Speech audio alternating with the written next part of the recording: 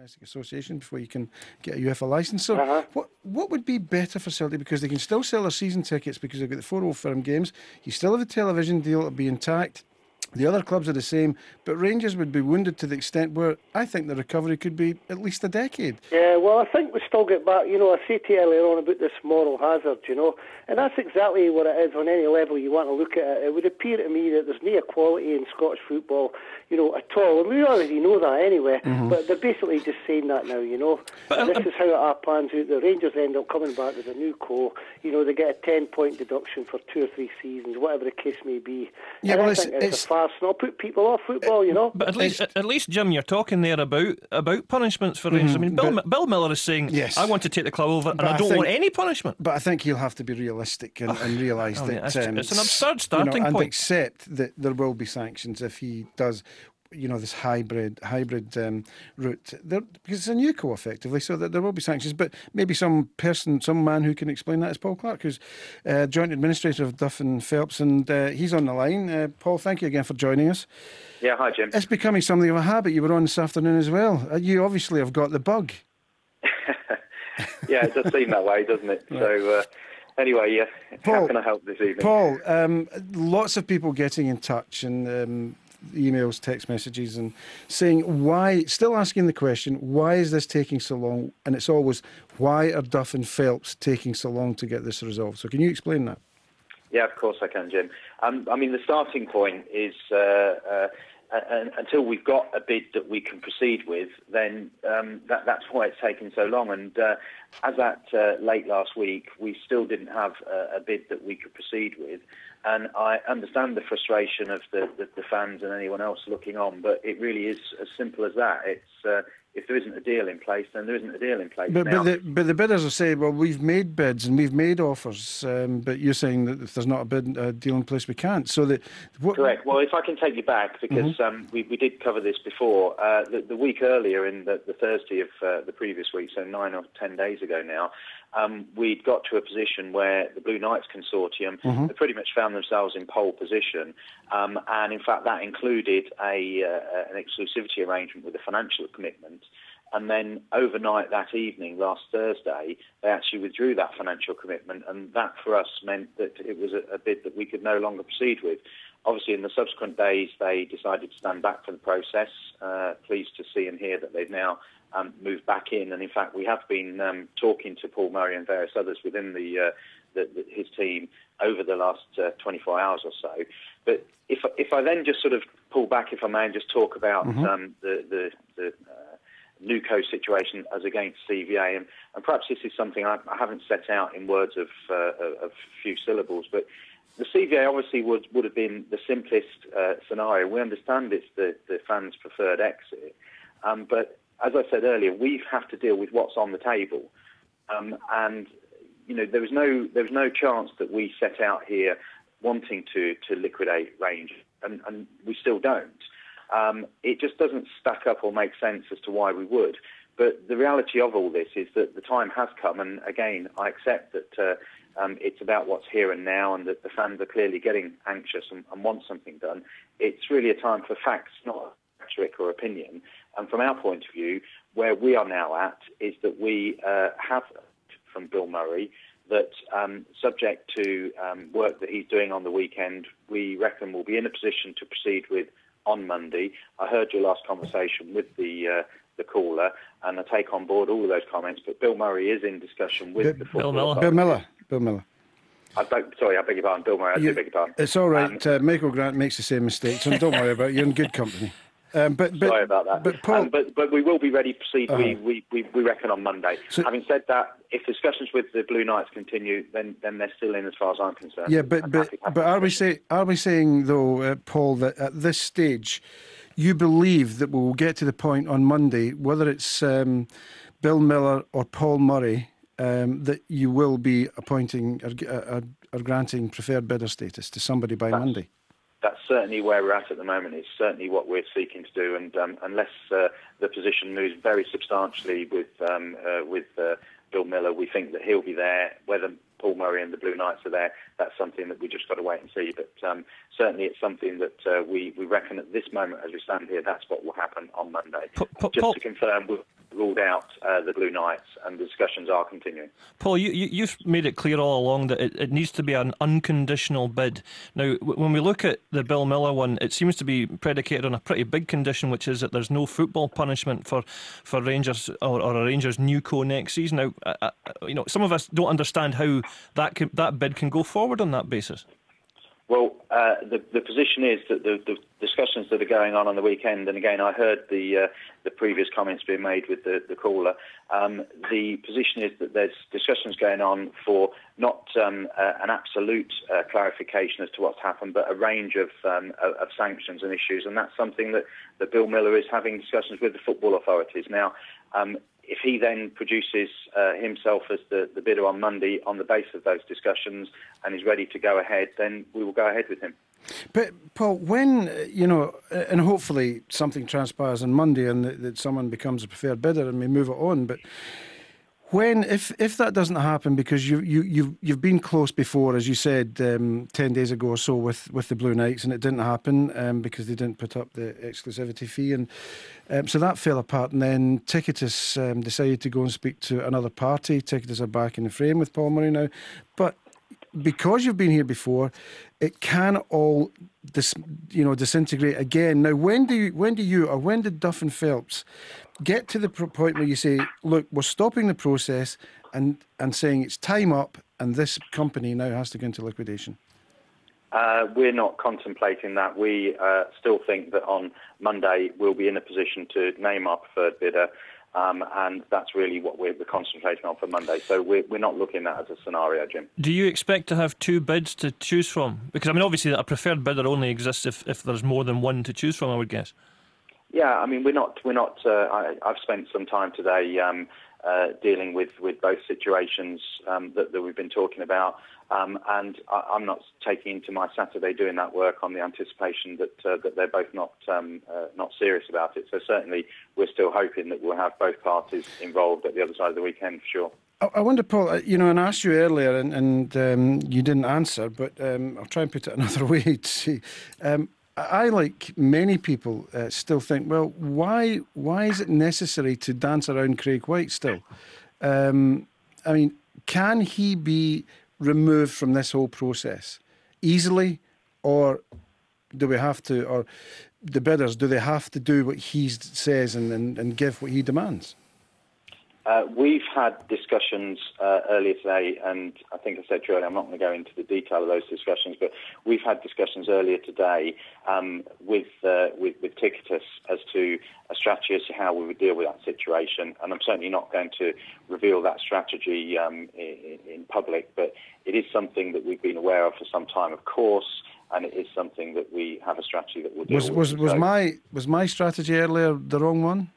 I can't remember what your strategy was, Jim. Sorry, I've been doing a few things today. You're going to have to remind me. My strategy was that because he says he put a personal guarantee up when Ticketus gave him the £24 million, and I'm saying, maybe naively, well, Ticketus should deal with him because it was his personal guarantee.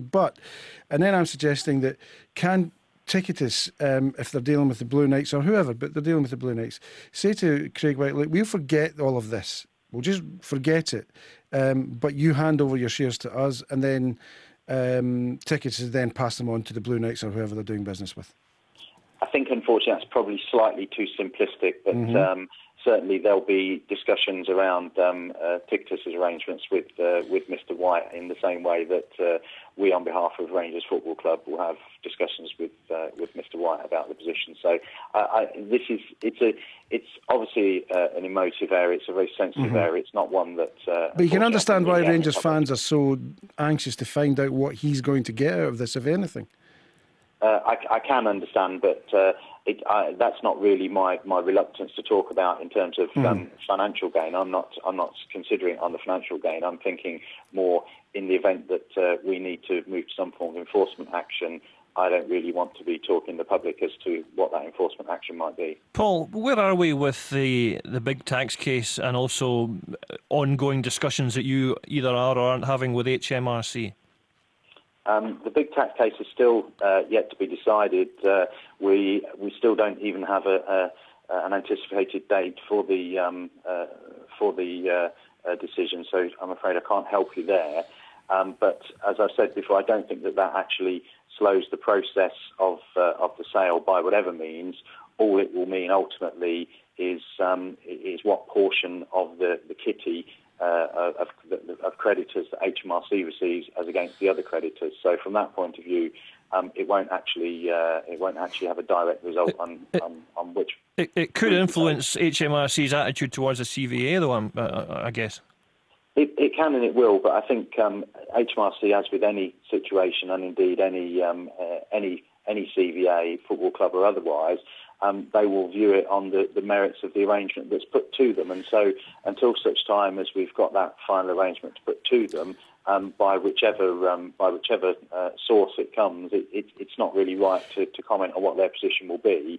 But yes, we have obviously had discussions with them on an ongoing basis, and those discussions are detailed and regular. Because we do hear conflicting messages about this. On one hand, you have people saying HMRC will look for every penny they're owed. They won't compromise. They'll be hard on Rangers, to set an example. On the other hand, you hear people saying, no, they'll be realistic. They'll try and get the best deal they can, and which may mean taking a pence in the pound arrangement. Which of those two is closer to the truth?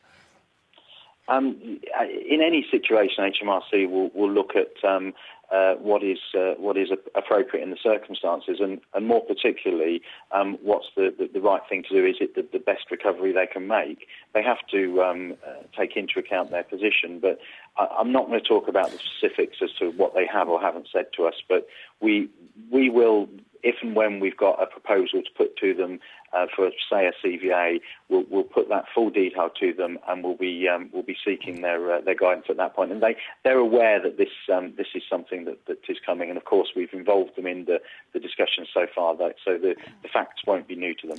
Paul, we'll let you go in a second, but I just wonder, you've been in this for a long time. I don't mean the Rangers one particularly, but the insolvency business, and I wonder if you've come across anything like this before. If the emotions and the interest has ever been as acute?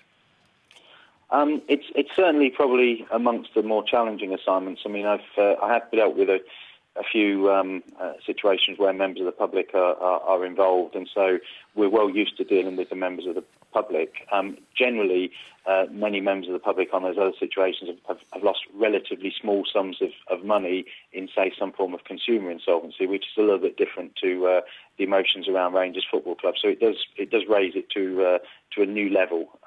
But it's certainly been interesting. We've, despite what some may think, we've done our best on it, and we'll continue to do our best, and we'll do our best for Rangers Football Club. Has it been difficult to remain dispassionate in it? Because normally administrators would have to stand apart from it and not deal in the emotions, and this is different. This is a major football club, and it divides a country, and it's part of the scene here. Has it been difficult to stand apart and be cold and dispassionate?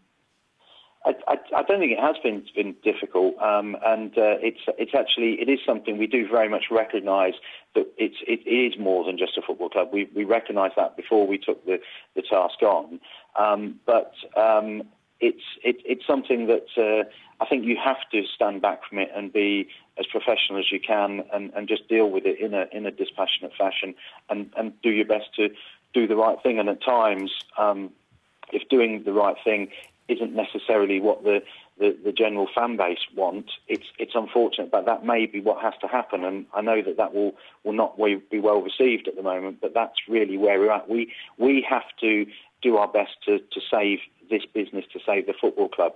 If there is an opportunity for that to be by way of a CVA, we will of course embrace that. If, however, there just isn't a CVA deal on the table, we will have to look to the other options, and then you look to the Bill Miller type of Newco option. Have you talked about a Newco with the Blue Knights? Because I mean, I know their preference is clearly a CVA, but I mean, have they also said to you, well, we would go down the Newco route if there's no other bidder? As part of the whole process, when we're going through the sale process, we've had a detailed amount of information that was available to bidders in an online data room, so they're able to get access and draw down documents for themselves. And then at various points during the process, we've actually asked them to make offers on various scenarios.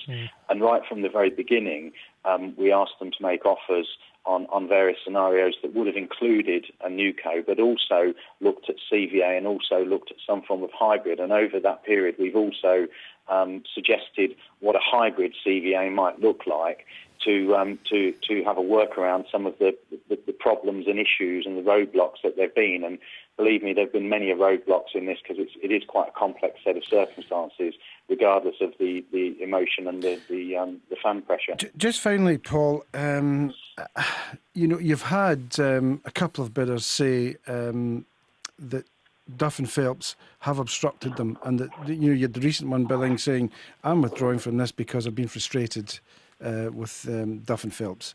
What do you say to those bidders when they say things like that? Well, I've actually never spoken directly to Mr. Ing, so I actually haven't had a chance to actually receive that feedback from him. As far as I know, and you may correct me on this, Jim, but I don't think he's actually set out what the frustration that we put in the past was. But did he not question your ability to deliver Craig White's shares? Well, on that one, we've made it clear to him, as we've made to other bidders, that we think that there is an ability. We've set out how that would be done. As I said, covered that off again just today with someone from the Ticketus Blue Knights consortium, and we remain firm in my view, which has been throughout. Okay. The Craig White shares won't be an impediment. Okay, Paul Clark, Duff and Phelps, thank you very much.